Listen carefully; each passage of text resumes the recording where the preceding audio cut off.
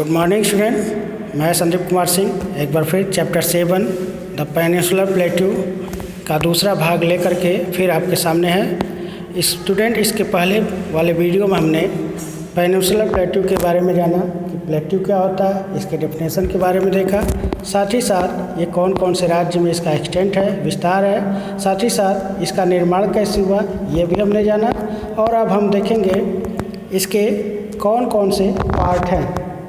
ठीक है, the central highland सबसे पहला पार्ट है, the central highland. The plateau reason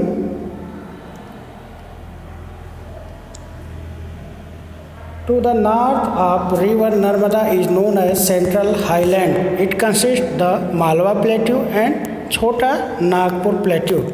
student, आप देखेंगे ये जो पूरा पार्ट है इसको हम बोलते हैं सेंट्रल हाईलैंड। इसके दो पार्ट हैं, जो आप येलो कलर देख रहे हैं ये है मालवा प्लेट्यू, और जो आप ग्रीन कलर देख रहे हैं ये है Chhota Nagpur plateau. The Malwa plateau lies between Aravalli hills and the Narmada river. आप मालवा प्लेट्यू को बारे में देखेंगे, मालवा प्लेट्यू का विस्तार जो देखेंगे तो यहाँ पर अरावली हिल्स है, साथ ही साथ आप यहाँ देखेंगे नर्मदा रिवर, इनके बीच में ये सेंट्रल हाईलैंड का विस्तार है, मालवा प्लेट्यू का विस्तार है। The Chambal, Son and Betwa river originate here and flow toward the northern plain. यहाँ पर आप देखेंगे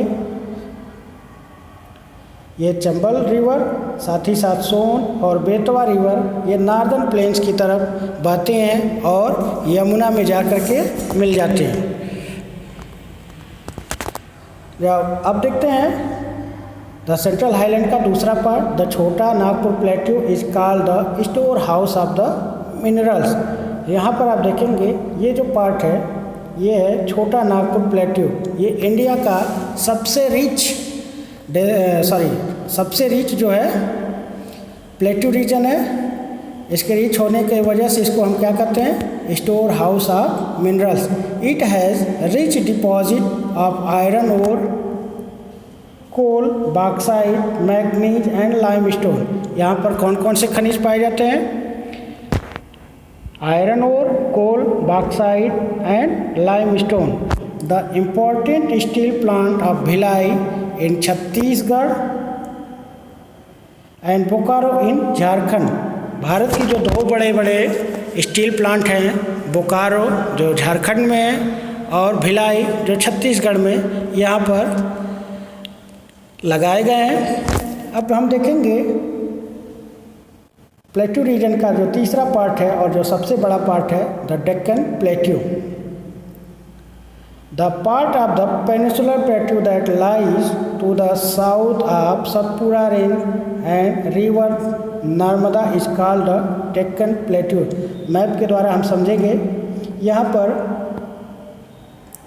आप ये देख रहे हैं नर्मदा रिवर, साथ ही साथ यहाँ पर आप देखेंगे सतपुड़ा रेंज। सतपुड़ा रेंज के साउथ में ये जो पूरा विस्तार है इसको हम बोलते हैं Deccan plateau.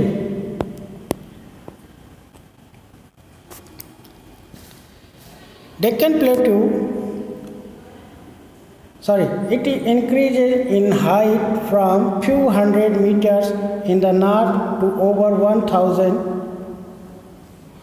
Metre in south. यानी अगर हम उत्तर की तरफ देखें तो इसकी ऊंचाई कम है, जैसे जैसे हम साउथ की तरफ जाते हैं उनकी ऊंचाई बढ़ती जाती है और साउथ में ये लगभग 1000 मीटर ऊंचा है।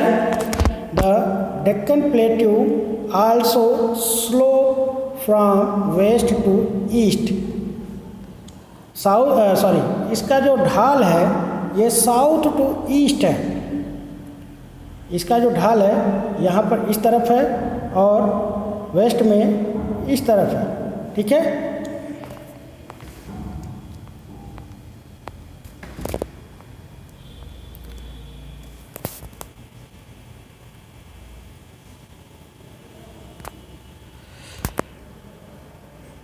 as a result, most of the major rivers of peninsular India like Mahanadi, Godavari, Krishna and Kaveri flow eastward into bay of Bengal, यानी पूरब की ढाल होने की वजह से जो महानदी कृष्णा, कावेरी, गोदावरी, ये जो नदियां हैं पूरब की तरफ बहती हैं और कहाँ मिल जाती हैं? बे ऑफ बंगाल में। स्टूडेंट, केवल भारत की दो ऐसी नदी हैं, नर्मदा और तापी रिवर, जिसकी ढाल पूर्व से पश्चिम की तरफ है और ये नदियाँ अरब सागर में आकर के मिलती है। यहाँ पर नर्मदा रिवर है और ये जो है तापी रिवर है।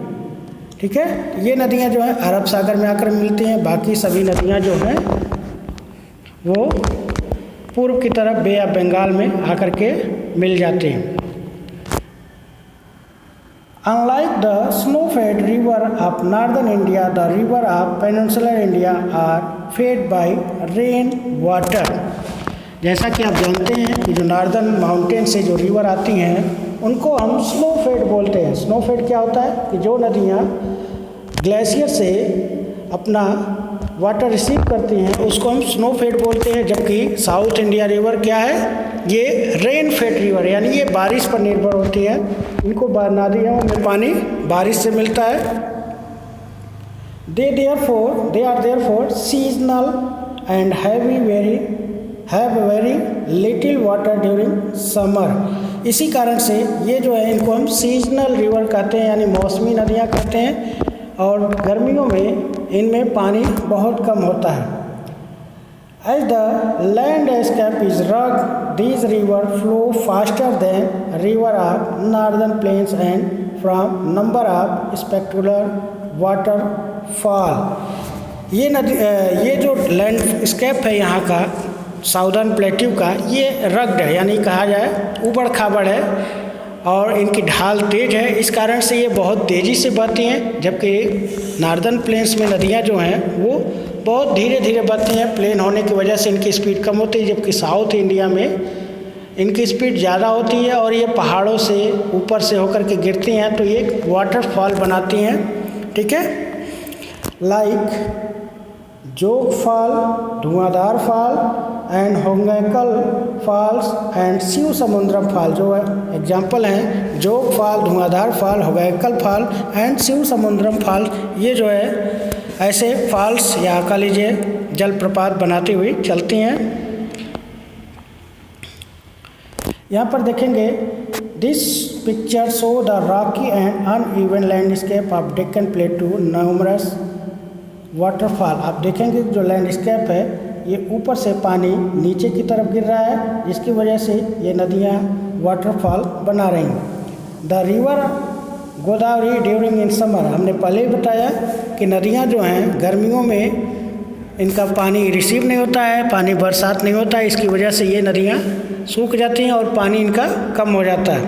The southern river from fertile deltas that mouth these area specially good for rice cultivation. जो साउथ प्लेट्यू की जो नदियाँ हैं वो नदियाँ जब डेल्टा बनाती हैं तो ये डेल्टा बहुत ही उपजाऊ ज़मीन होता है जहाँ पर बहुत बड़ी मात्रा में खेती होती है।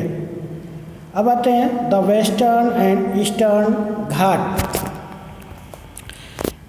Along the eastern and western edge of the Deccan Plateau lie chain of mountain range and hills called eastern and western घाट। आपने मैप में देखा होगा कि ईस्टर्न घाट पर ये जो दोनों किनारे हैं, दोनों किनारे ऊंचे हैं और एक पहाड़ है एक सीरियल में, इनको हम बोलते हैं ईस्टर्न घाट। जो ईस्ट साइड में बे ऑफ बंगाल से लगा हुआ है उसको हम बोलते हैं ईस्टर्न घाट, और जो अरेबियन सी से जो पहाड़ लगा है उसको हम बोलते हैं वेस्टर्न घाट।